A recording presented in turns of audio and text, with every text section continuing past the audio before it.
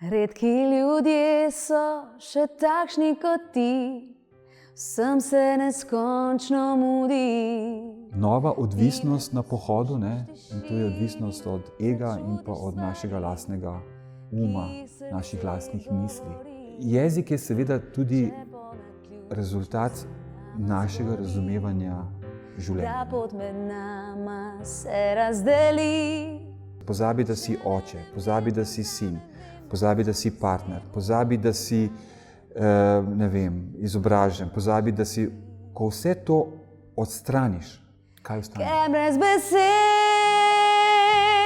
boš povedal, da... Mislim, da bi vsakdo od nas zelo pridobil v svojem življenju, ko bi večkrat si vzel čas in odstranil, bom rekel, vse te igre, vlog, ki jih mi igramo. In ne iskali zadovoljstva v tem, kar delujem. Kaj ostane, je nekaj, kar je vsakemu človeku svojstveno. Odnos med dvema človekoma, dvema osebama je vedno zrcalna slika mojega odnosa do sebe.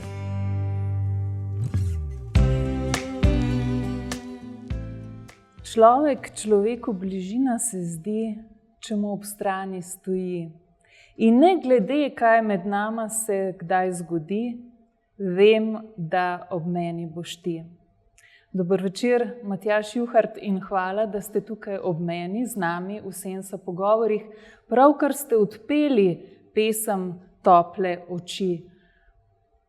Kako se počutite? Ja, hvala za povabilo, dober večer. Pesem me je ganila takoj, ko sem jo prvič slišal, in bilo mi je v čast, da sem jo lahko tudi odkretal v znakovnem jeziku.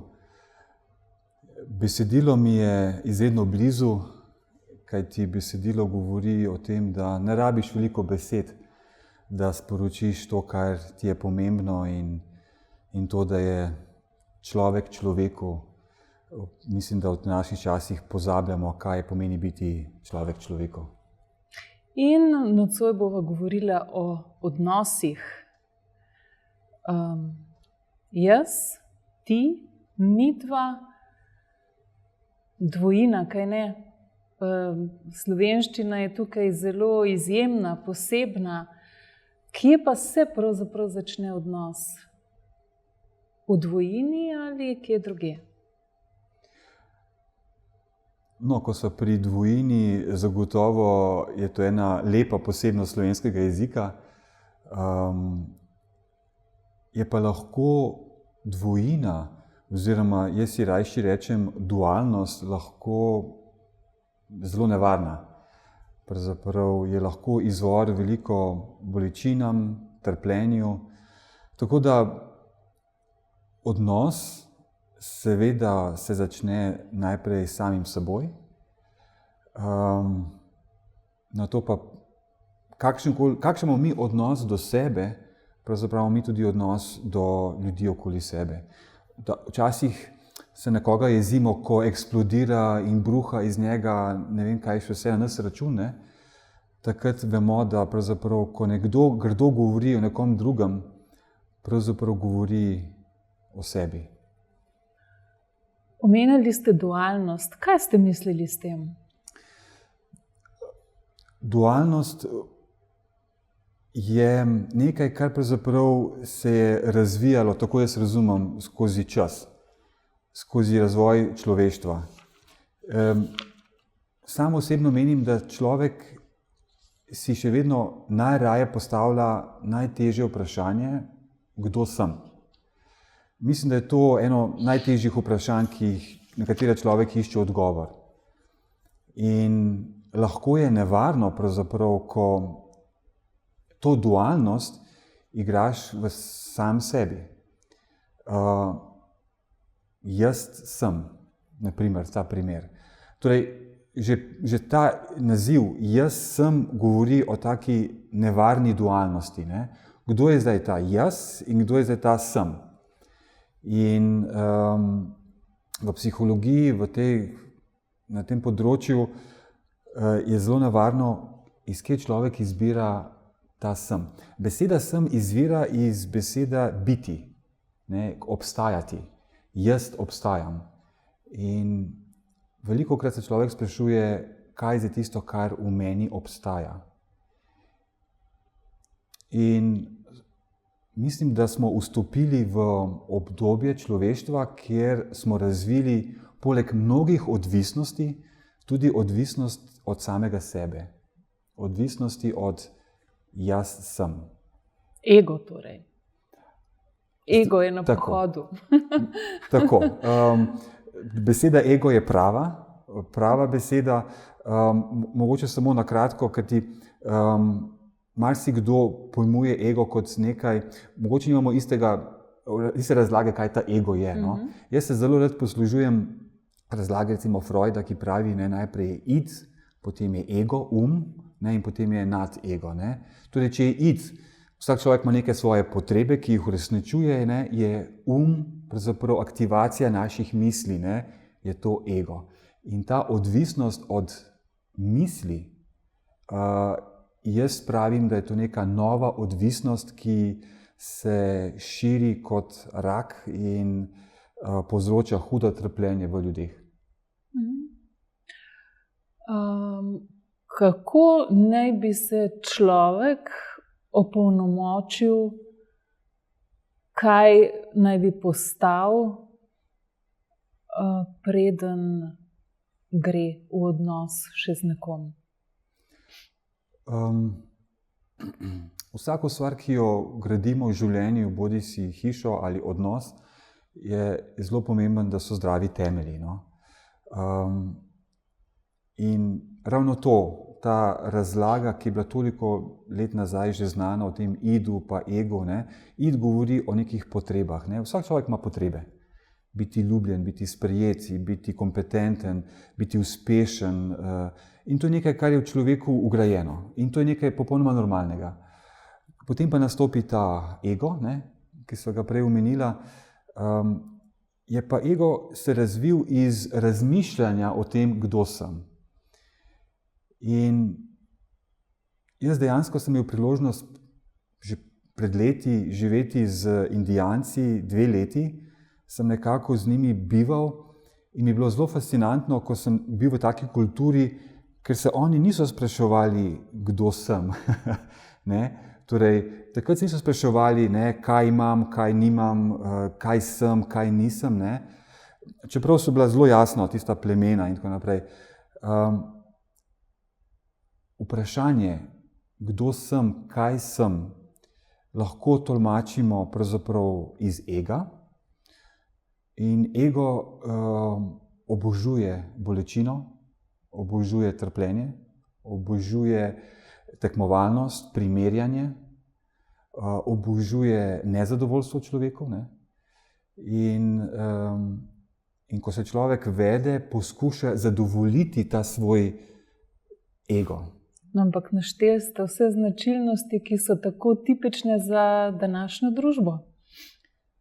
Ja, to, kar je danes normalno, dostikrat kdo reče, da je noro. Ne? Če bi se mogoče samo za trenutek vrnil k temu egu, ne, zdaj, kaj jaz sem? Jaz priznam, da seveda ego je nekaj, kar mora biti v človeku. To je tudi, bom rekel, vsaj v mojem primeru, jaz sem se močno oslanjal na moj lastni ego skozi svojo mladost in svoja zrela leta pravzaprav. Ne? In ego ni nič slabega. Ego je tudi priložnost za nas, da se preko njega učimo in samega sebe spoznamo. Namreč, če ti ne greš skozi ego, potem dejansko ne razumeš in se ne zavedaš. In ego, ne? Se pravi, nekateri se radi poistovetijo s tem, kaj znam, kaj sem, kaj znam narediti. Torej neke same zunanje funkcije, ne? Kaj znam narediti, kako izgledam, kako to. Ne? In to je zelo, zelo nevarno, ker se potem po naravni poti vedno želiš potem primerjati z enim drugim. In ta primerjava ubija človeka, ubija to kreativnost, s katerimi mi tako radi živimo. Ne? Kako ga preseči? tukaj sledim, seveda tudi jaz sem na tej poti, priznam, skozi življenje se zelo močno poistovečal z egom. Seveda s tem, v katero šolo sem hodil, da sem diplomiral, da imam službo z nekim statusom, da sem predaval, da sem tolmač. In jaz sem vedno mislil, da igrati vloge, take vloge, prinaša zadovoljstvo.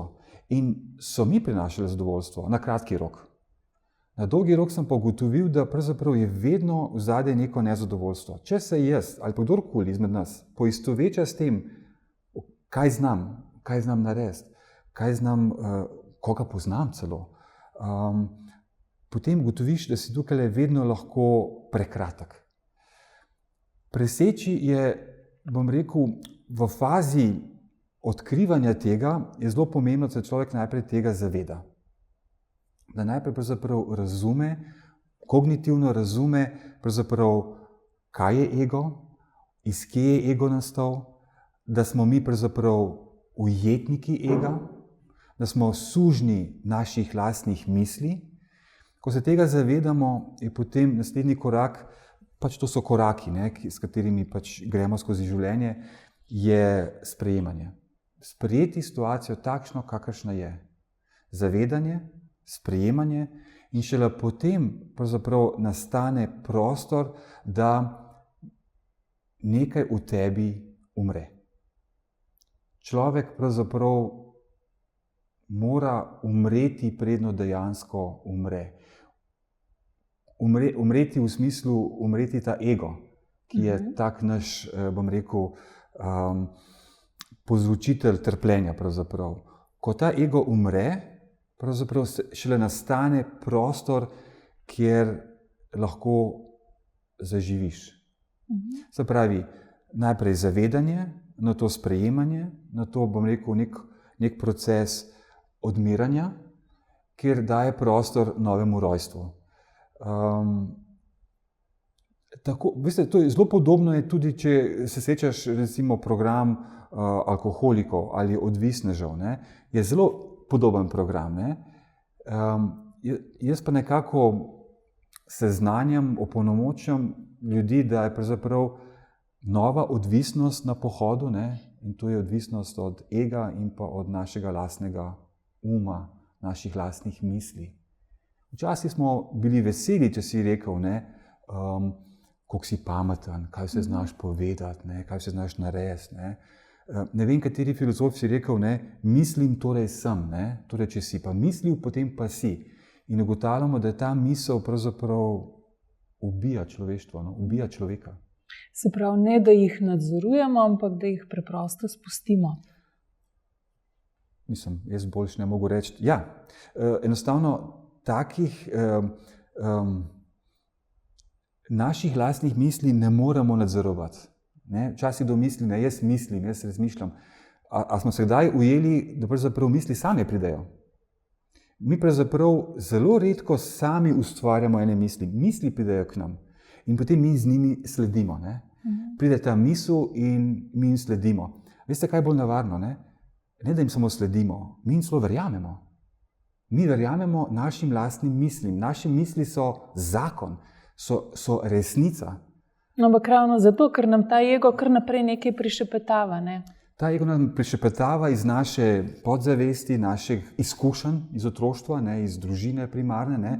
In ko te misli pridejo, rečejo, to so pa resnica.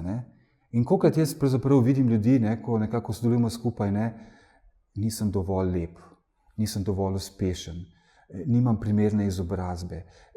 Kaj so te misli? A so to zdaj moje misli ali so te ene misli, ki so prišle od nekje drugje? No, ampak kako potem sploh mi lahko slišimo tisto, kar je esencialno, tisto, kar je bistveno? Z možnostjo izbire, da se nekako zavestno odločimo? Beseda izbira je prava. Ko je človek v navalu temnih misli, je to zelo težko. Takrat je človek, veste, ego je tudi lačen teh temnih misli. Naš ego uživa v trpljenju. Naš ego uživa bom rekel, v bolečinah. S tem se hrani. In ko ste rekli, se pravi, ta ego, ki ga pravzaprav se najprej moramo zavedati, da to so misli, ki so prišle k meni, niso pa resnične. Ne? Kajti misli vedno izhajajo iz našega uma, našega ega. Ne? In žal živimo v družbi, kjer je veliko nasilja, veliko nesrečnih, nezdravih odnosov, veliko tudi, bom rekel, manipulativnega dela. Ne? In mi smo plod naših okoliščin in naših misli.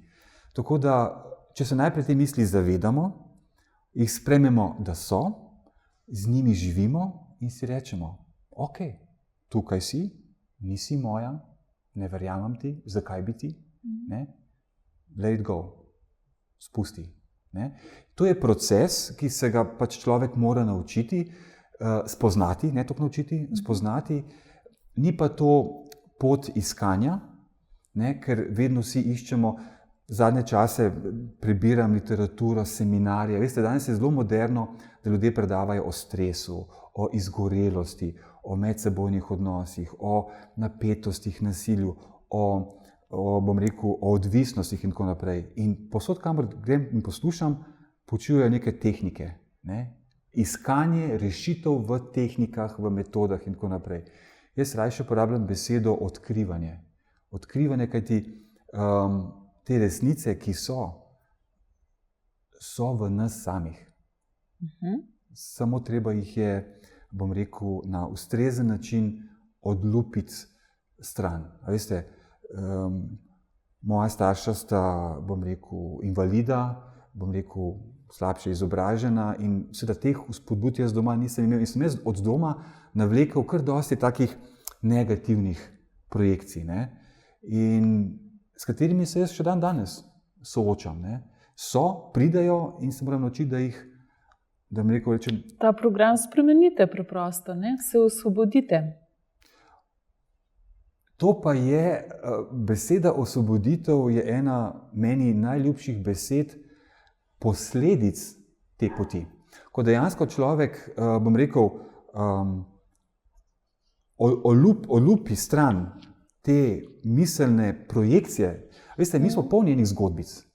Jaz sem toliko star, jaz sem tako postavo, imam tako izobrazbo, tako plačo, ne vem kaj še vse. Jaz se skozi s temi identificiram. Ampak ko ti to odstraniš stran, odstraniš vse to, potem dejansko pride en stranski učinek, ki se mu reče osvoboditev. Osvobodiš se svojih lastnih zgodbic, ki niso naše zgodbice. Mi torej izbiramo, kdo smo. Mi imamo pravzaprav moč izbrati, imamo tudi moč se odločiti, ni pa to vedno lahko. Ni to lahko. Torej, zagotovo teorija, da je moje življenje rezultat nekih okoliščin ali vedenja vašega, ne vzdrži. Vendar, se pravim, v tistem navalu temnih misli ne gre drugače, kot da nekdo mi je celo rekel, en tak nasvet sem nekje prebral, 3x17 sekund pravijo. Ne? Pravi, če te napade val temnih misli, recimo prenajedanje, alkohol, samopodoba, rabi telo 17 sekund, da se upre temu. Prvi 17 sekund, drugi val, drugi 17 sekund, tretji val, in če v tem valu to nekako uspeš, ta negativna energija gre. Kako pa to uspeš?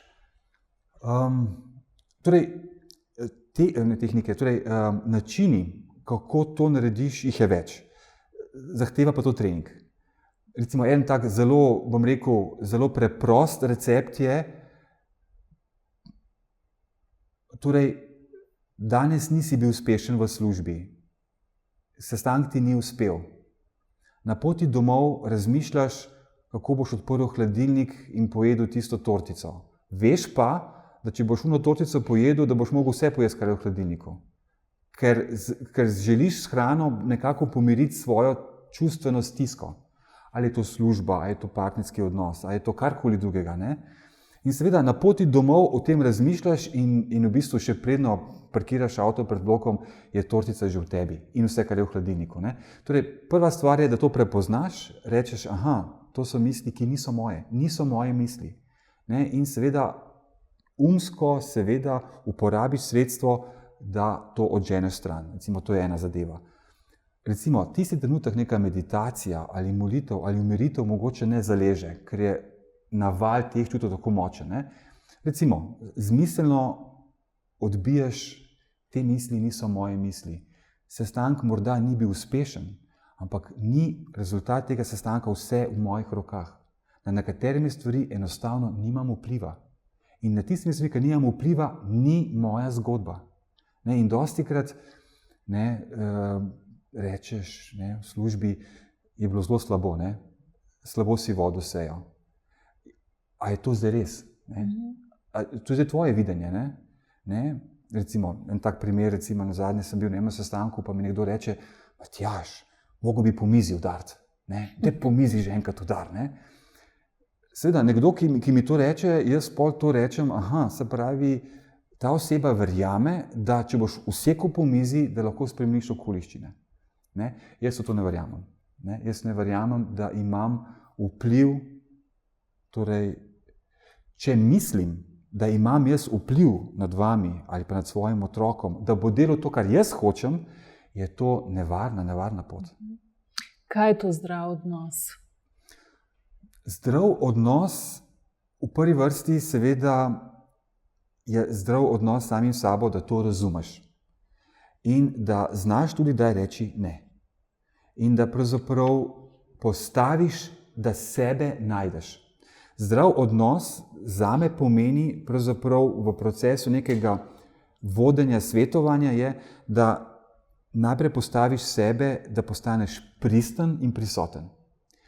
Potem pa je zdrav odnos z sočlovekom. Torej, če odnos med dvema človekoma, dvema osebama je vedno zrcalna slika mojega odnosa do sebe. Kar jaz govorim vam, vedno govorim o sebi. Se opravičujem, to je dejstvo. Če jaz govorim, da ste nepotrpežljivi, da ste neprijazni, da ne vem kaj še vse, pravzaprav jaz projeciram svoje negativne na drugo osebo. Zakaj imamo mi radi ljudi, ki nam govorijo prijazne besede? Če jaz govorim prijazno vam, pravzaprav jaz se opravičujem, ne govorim jaz prijazno o vas. Jaz sem v duši tak, kakršen sem. Seveda pa je posledica tega, da vi to občutite. Ne? Tako da zdrav odnos pravzaprav je poskrbeti zase v tem odnosu, da sta v odnosu, pravzaprav so v odnosu trije. Jaz, vi, pa še najin otrok. Ne, kaj pa je najin otrok? Ne? Je pa ta odnos. Torej, v odnosu pravzaprav jaz skrbim, da zadovoljujem svoje potrebe, da živim sebe. In zdrav odnos je takrat, kadar lahko midva, kadar lahko jaz ob vas živim sebe. Če jaz v odnosu z vami ne morem živeti sebe, ne morem biti pristen, ne morem biti prisoten, potem ta odnos potrebuje neko novo redefinicijo. Poleg tega pa imamo midva še eno skupno stvar, to je pa tega skupnega otroka, to je pa ta odnos.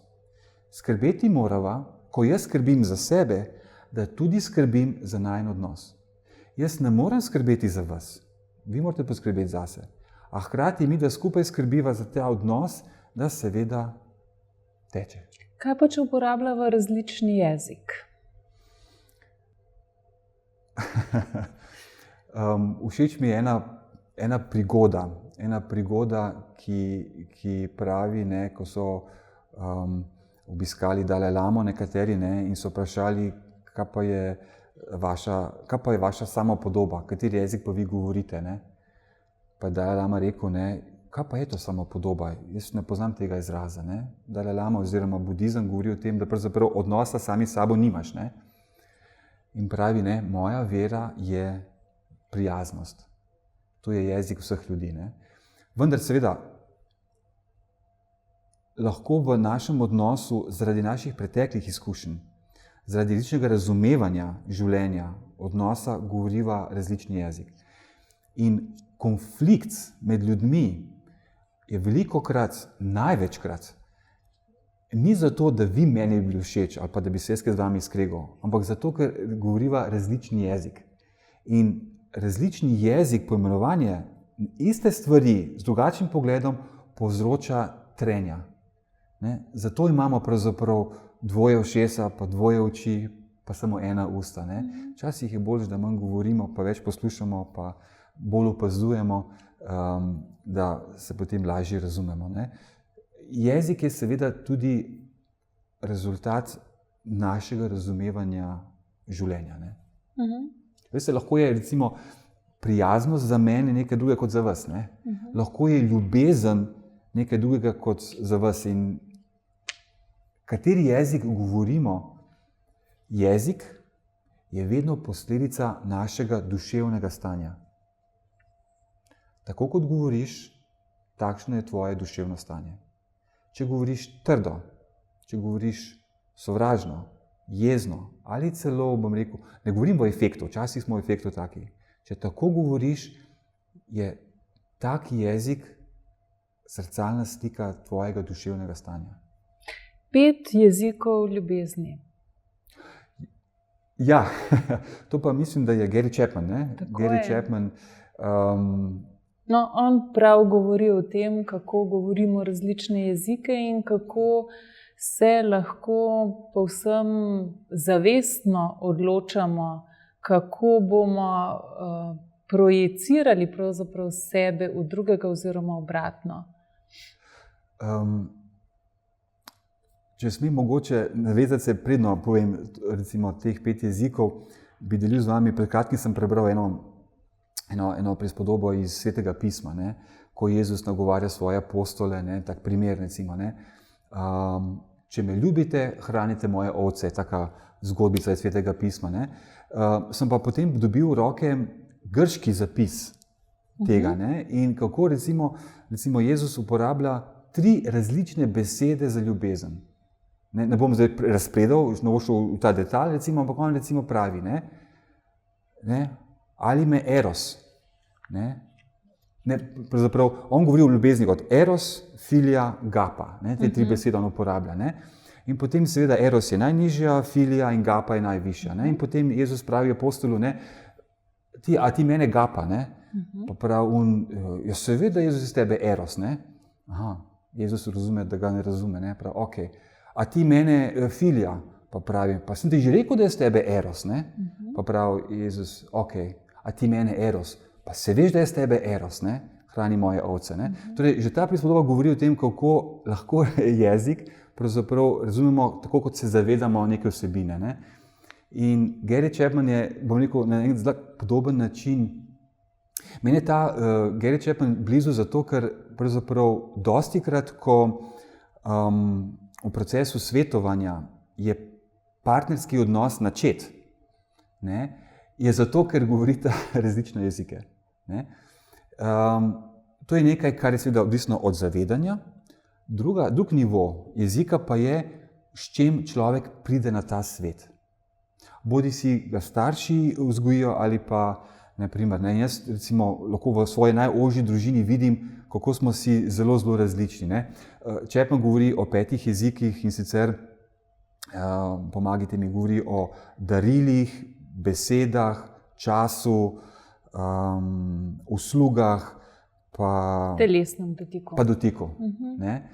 In jaz velikokrat potem, ko kakšen par pride in sta v konfliktih, kaj vem, eden od primerov, ki mi je zelo tak v spominu ostal, ko pravi gospa, mene mož nima rad, zato ker ko on pride domov, se samo odsede pred televizijo, pa na kavč in gleda televizijo, on mene nima rad, potem pa on reče, veš, draga, ampak jaz ti pa vedno potem iz trgovine prinesem to, pa greva včeraj na sprehod, pa to.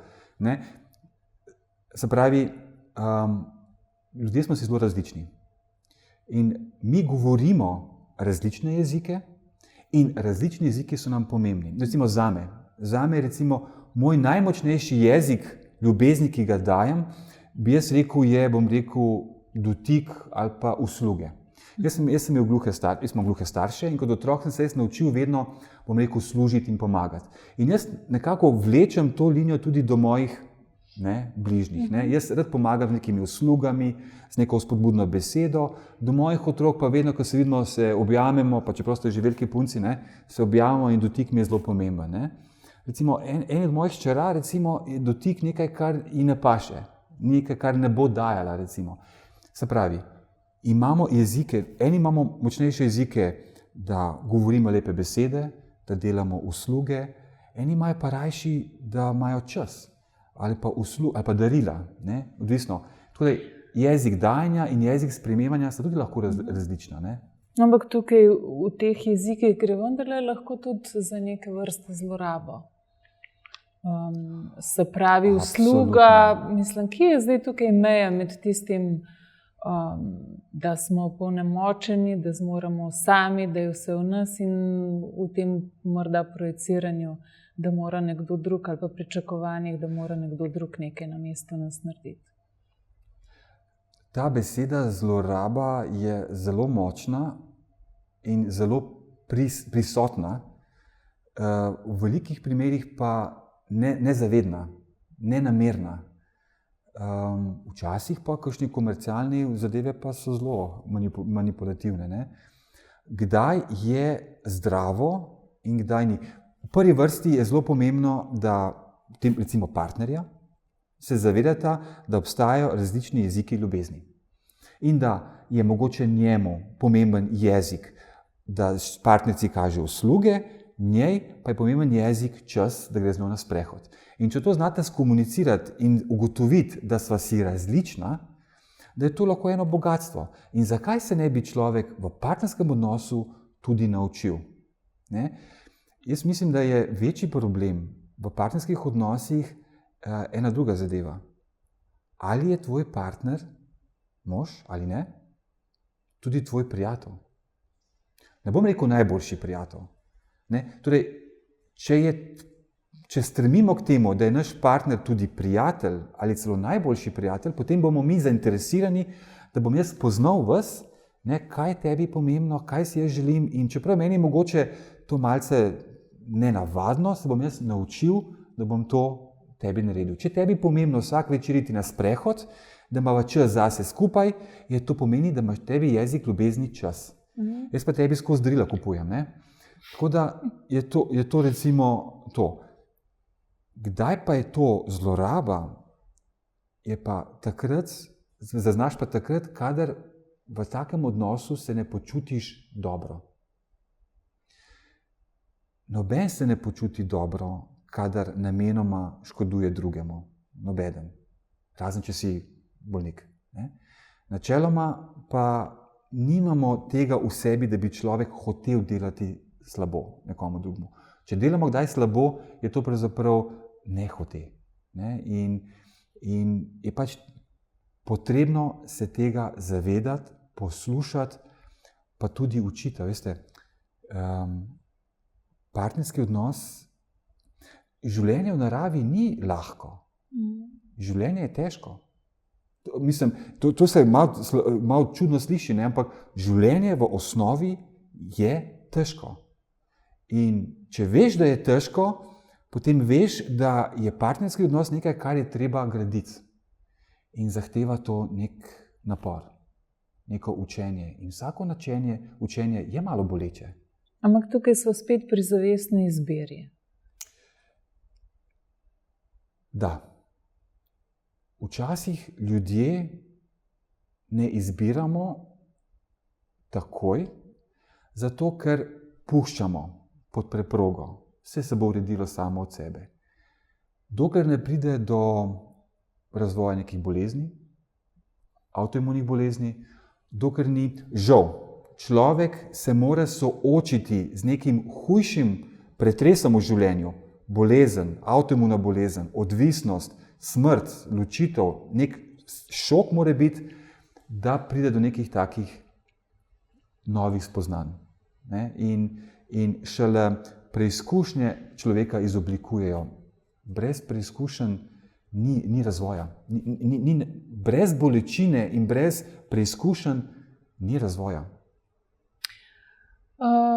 Rekli ste, da je najpomembneje v življenju ukvarjati se z tistim, kar se nam zdi tudi najpomembnejše in to živeti.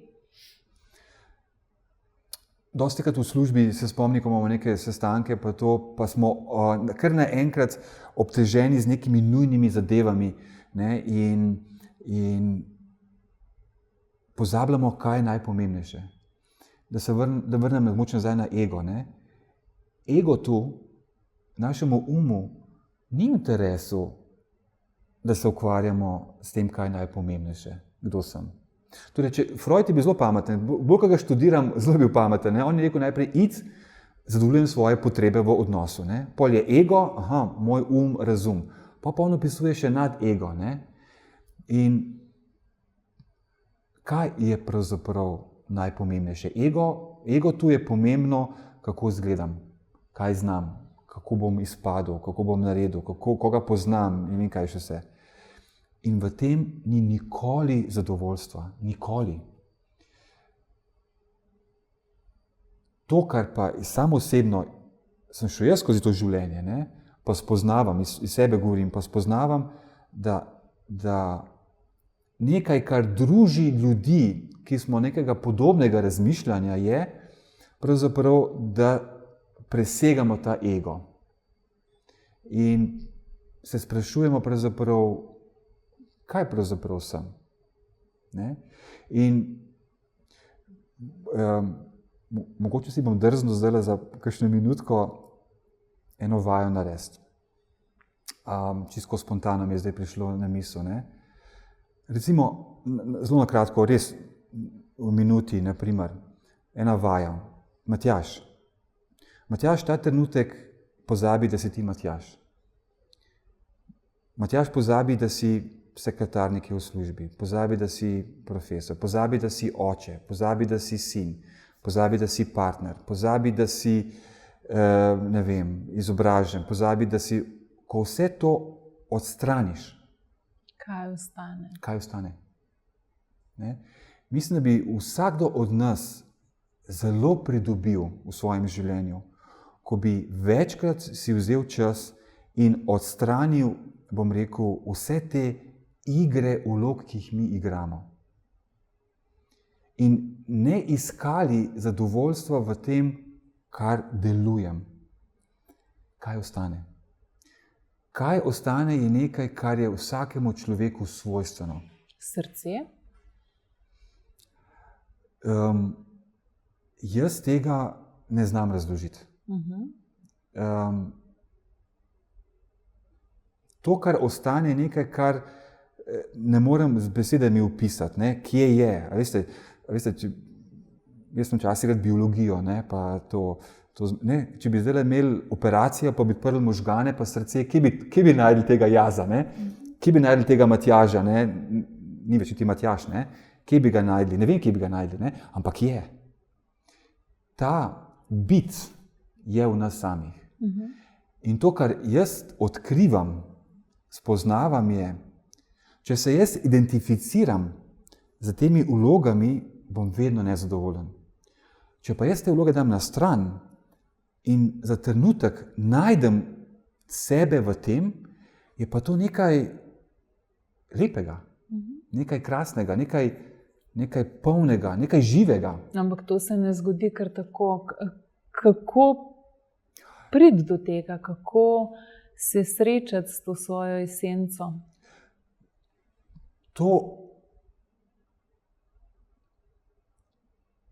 To je pot, ki ne rabi nobenih, ne rabi nobenih doktoratov, ne rabi nobenih, bom rekel, 1000 evrov izobraževanj in to ni nekaj, kar je v prihodnosti.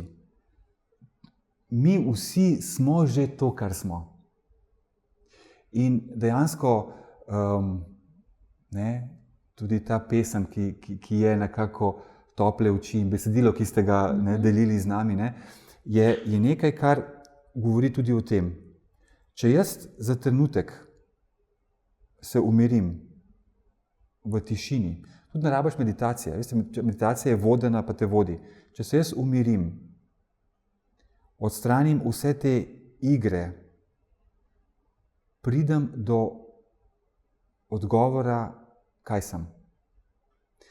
In ko poslušam ljudi, ki so šli skozi ta proces in tudi jim skušam jaz tudi pomagati, da bi do tega procesa, je vedno nekaj lepega, nekaj bogatega, nekaj, ne bom rekel popolnega, to ne bom rekel, ampak v bistvu je to, kar je znotraj nas, nekaj celovitega, ki ne potrebuje primerjave, ker je ne rabi.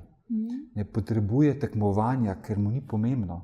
Ne potrebuje identitete, ker v bistvu ta jaz je živ. Ali sem gluh, je živ, ali sem distrofik, ali imam kronično bolezen, ali sem star, mlad, moški ali ženska, je čisto nepomembno. Ali sem lep, ali manj lep, ali privlačen, ali neprivlačen. Ta notranja bit je nekaj, kar je težko za opisati, ampak živi. Sveto? Sveto. Prava beseda. V angleščini jo uporabljajo holy. Ne, jaz včasih ne upam uporabljati besedo sveto, ampak jaz bi uporabil besedo sveto, ker je v angleščini se reče holy, poln, svet, sveci. Ne?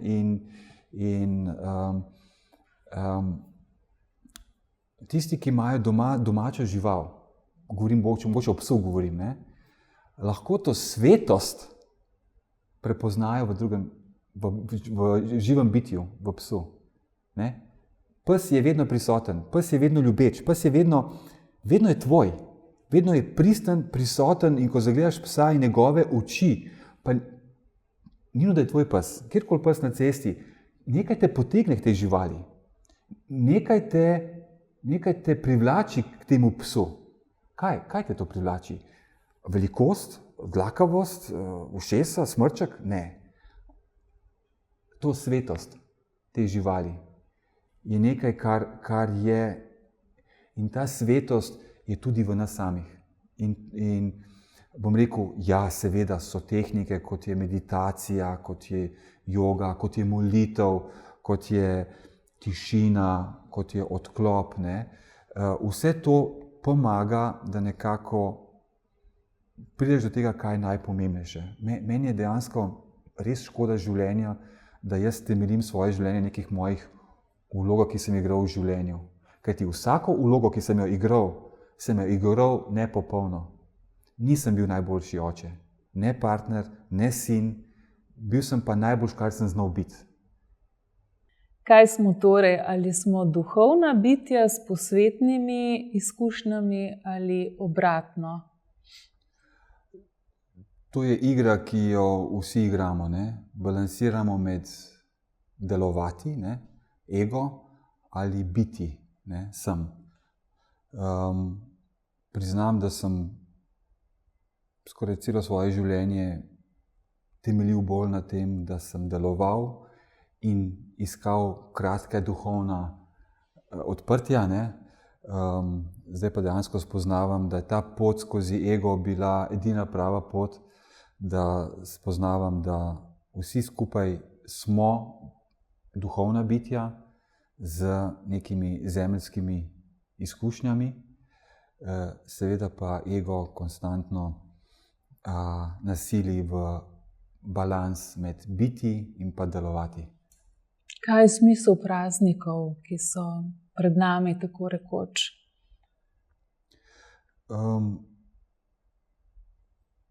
V bistvu vsak praznik, ki ga praznujemo, je tudi praznik človeka samega. Mi premalo praznujemo sami sabo. In je tudi vedno težje, predvsem v tem komercialnem vidiku decembra, pravzaprav, ko nas bombardirajo s tokimi nekimi zadevami, je težko praznovati sami sabo, ker te mediji in socialna mreža silijo v ta posvetni svet. Praznik je priložnost, ko si rečemo zdravja, kaj je zdravje, ne? Spremembe na bolje, kaj je sprememba, ne? Zagotovo živimo v zelo vihravem svetu, v zelo konfliktnem svetu, predvsem v Sloveniji je zelo, bom rekel, malce razdeljena, čuti se negativna energija. Vsi stremimo in si želimo spremembe. Najpomembneje pa je, da se spremembe okoli nas bodo dogajale takrat, ko bomo začeli se spreminjati sami. Proces navzven se vedno začenja s procesom navznotri in dejansko je praznik tudi priložnost, da praznujemo mi sami sabo. Da se rojeva novo, da prihaja luč in da to luč, to svetlost odkrijemo drug v drugem. Amen. Lepe praznike Enako in hvala. hvala lepa za pogovor.